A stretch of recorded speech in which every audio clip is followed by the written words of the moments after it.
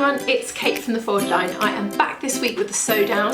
This is our monthly roundup of stuff that we've seen, sewn, listened to, read that we thought you guys might find interesting from the world of sewing, and then a little bit outside.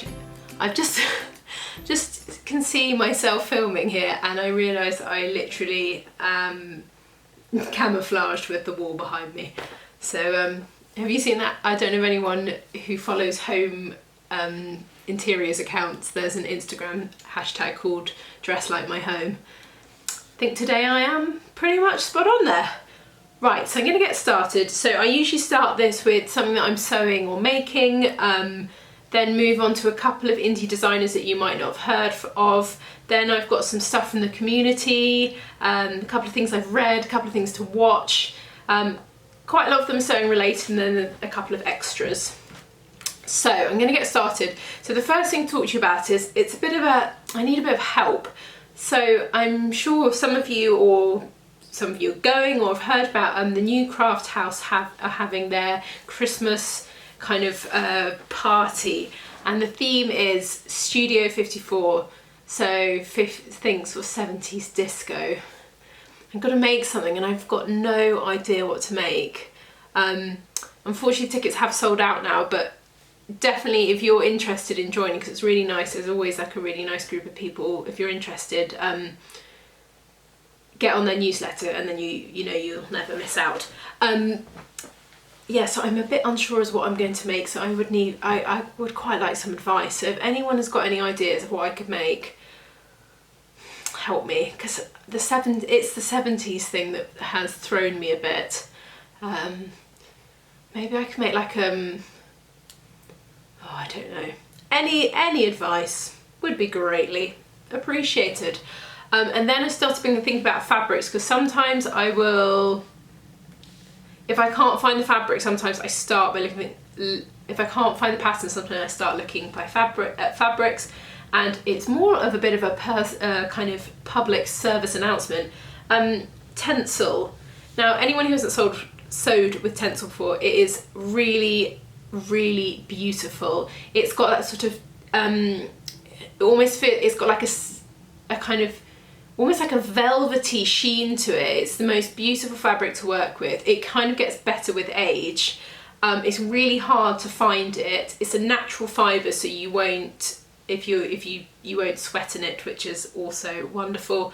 But Sew Me Sunshine has got really nice selection. So if you are looking for Tencel, she's got like 2, 4, 6, 8, like 10 different colours, like really beautiful colours. And she's also got some Tencel jersey, which is so nice if you've never sewed with that before. So yeah, everything I talk about, I'll pop links down below. But yeah, if you're on the hunt for Tencel, she's got some lush ones. Anyone else who's got some tips on where you can buy Tencel, I would love to know. The next thing I've got to talk to you about is a new thing that we've got on the site this week. It's been kind of in the works for a little bit. So many of you will know that we launched our printing service, so we can now print PDF patterns for you, so you don't have to spend an hour and a half sticking 50 pieces of paper together. But what we didn't have before is where you could upload patterns that you already have to get them printed, and now we have that service. So I'll pop a link down below. So Brenda now will print your patterns that you own already. If you haven't got around to making them and you think, I really cannot be asked, you can get Brenda to do it for you, and she'll just print it out and we'll pop it in the post to you.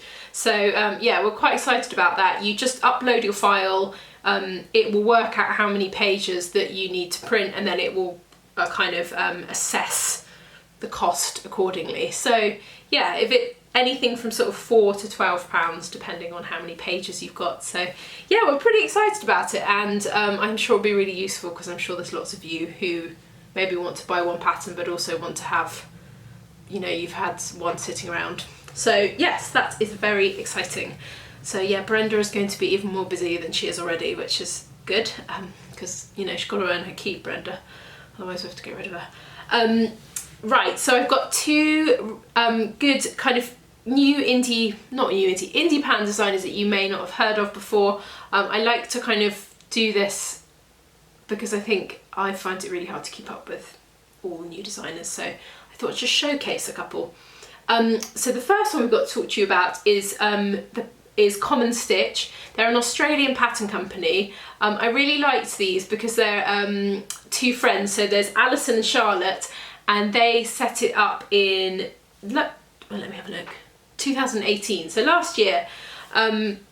I love their aesthetic, so I will pop some pictures, so it can be swirling around here, of their patterns. Like, really beautiful. I mean, they know how to do styling for sure. And just the shapes are really nice. They're really loose fitting. They're all very simple as well in terms of the construction. Yeah, and we've got them in paper format, so yeah, they're really beautiful, and a lot of people have kind of got very excited about them, and I think we've sold quite a lot of them. Obviously, well, I think they're lush, so I wasn't surprised. Yeah, so that's the first one, Common Stitch. The other company that we've got, sorry, my laptop is here, is How to Do Fashion. So this is a company based in Denmark. She specialises in really gorgeous, glamorous, vintage inspired patterns. I'll pop some pictures up. You can see, I mean, they're really just great. I love all the shapes. They're really interesting. They're just, yeah, they're pretty good. And there's some really nice shapes that I've not seen in vintage patterns, or ones that I can see that she's used and taken a modern twist on them, but they still have a vintage feel. So yeah, there's lots and lots kind of good stuff to say about this company. So they're definitely worth having a look at and having a kind of check out if you're interested in, you like kind of that vintage feel. Up next, I've got a couple of community challenges. I'm sure a lot of you are taking part in BP Sovember. This is a Instagram challenge. I guess it's not even a challenge. Maybe it's a challenge where there's a daily prompt and you can get involved. And it's a really nice way to discover new Instagram accounts, find new people that you find inspiring. I always really enjoy having a look. We haven't started doing it yet this year because we just haven't, you know how life is. But I have been looking at the hashtag and like following along. So yeah, it's been really good. Right, that was that. Sorry. I suddenly had this like horrible moment when I saw BP Sovember that it was September, and I'd somehow got it completely wrong. Anyway, sorry, that's the dyslexic in me. That's why I paused and freaked out that I'd completely got it wrong. But it's not, it's the whole month of November, so get involved. The next kind of community challenge I've got, which was one that I loved from last year, which was set up by Heather Liu from Closet Case Patterns, called So Frosting, and she's teamed up with True Bias, and so they're kind of doing it together this year. But the premise is rather than making stuff for your everyday wardrobes, is to actually stop and just make something freaking fabulous just for the fun of it. Because I definitely feel in the sewing community, and I don't know about you guys, when probably 5 years ago the sewing was a lot more, everyone was sewing a lot more dresses and a lot more sort of party wear, and I definitely feel like the last couple of years people have stopped doing that so much, and it is actually really nice just to make yourself a really great dress. And I definitely think also, if you're making yourself a dress, like buying a party dress makes it sound like we're six. Buying like a piece of occasion wear is really expensive in the shop. So if you go and buy like a really nice dress from even somewhere like Warehouse or Zara, they're like 50 quid plus, sometimes, you know, a couple of £100, whereas actually you can definitely make something for less than that. So I just like the idea of sewing something a bit fun. So I think my outfit for the new craft house should definitely have the So Frosting hashtag attached to it, and I definitely will make it. So next up, I've just got this is like a silly little thing that I saw online that I thought you guys would like because it's sewing themed. I was perusing on the V&A shop online, as one does, you know, on a rainy afternoon when you're supposed to be doing something important, and I found these Christmas decorations, and they are sewing themed, and let's be honest, it is nearly that time of year, and they're really beautiful, and they're not that expensive. I think they're £15 for the entire set, and they're made out of wool, and they're specifically designed by someone for the V&A for Christmas. So I just thought these were lovely. If anyone's looking for something to pimp up their Christmas tree a bit, I thought these would be really nice. Next up, I've got two books. One of them I am listening to and one of them I'm reading.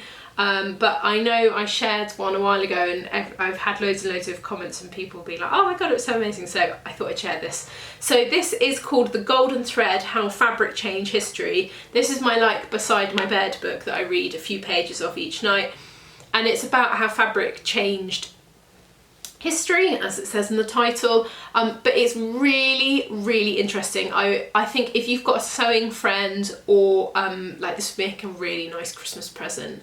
It's such an interesting book. I'm not that far into it. I'm probably only 100 pages in, and I'm already like, oh my god. And so it's, yeah, there's like everything that's covered. So you're looking at stuff from a historical point of view, like the Greek Tutankhamun and how they wrapped people and mummified people, and the bandages, the Egyptian bandages, wool from medieval England. I mean, it's like, it covers a huge array of stuff, but it's really interesting. It's quite academic in style, so it's, you know, it's not, hence the reason it's by my bed. It's like something I can only do a few pages of, but it's really, really fascinating. So I would highly, highly recommend that. The next book that I'm listening to is called The Interestings by Meg Wolitzer. It's so fantastic. Anyone who is looking for something to... It's not super gripping. The story is about a group of friends who meet at an American holiday camp, and it follows them throughout their life. And I'm at the point where they're in their late 30s, early 40s, and I found it really fascinating bit of kind of look at the kind of groups of friends. I'm sure you guys have got groups of friends that you've known all your lives, and it's really interesting, you know, how people grow up, change. You know, some people get really high powered jobs and their life changes, and some people don't, and how that all dynamic works. It's really interesting kind of look at people and how they interact, and yeah, I'm loving it. So if anyone is looking for a kind of good book, this is good. And if anyone listens to audio books, this one's on Audible, and the narration is really nice. There isn't anyone annoying. So yeah, I'd highly recommend that. So the next thing I want to talk to you about is a TV program that's based on a podcast that I've spoken about quite a few times. So the podcast is called Modern Love.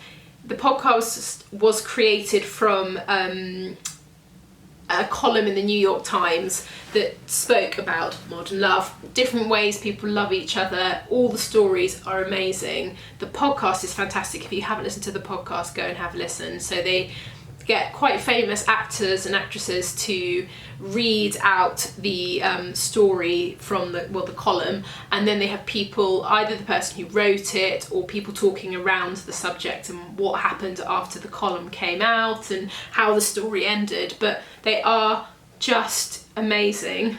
So this leads me on to TV. So they have created on Amazon Prime a series called Modern Love, which is based on some of the columns.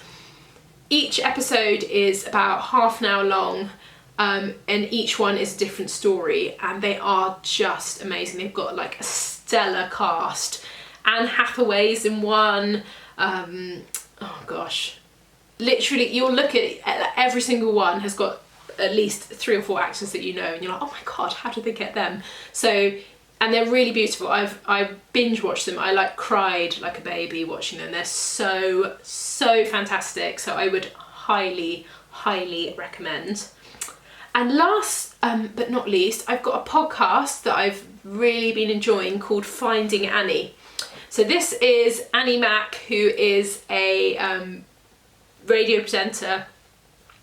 The premise is that she has got such a bad memory that she's talking to her friends to try and enlighten her on stories from her past. But each person she picks they have this really interesting conversation, and it's really poignant, and there's just a really nice rapport because she obviously knows all the people that she's interviewing really well. And they've got, some of them are famous. They've got sort of Henry Holland, Jessie Ware, Zane Lowe. So she's got really nice people on there, and the conversations they have are really interesting. So if you're looking for something to listen to while you're next doing something sewing related, I would highly recommend that. And Modern Love, if you haven't done it yet, you have to go and do it. It's so good. Right, that is it from me this week. I hope you're all well and had a good week, and I will be back soon with another video. Bye!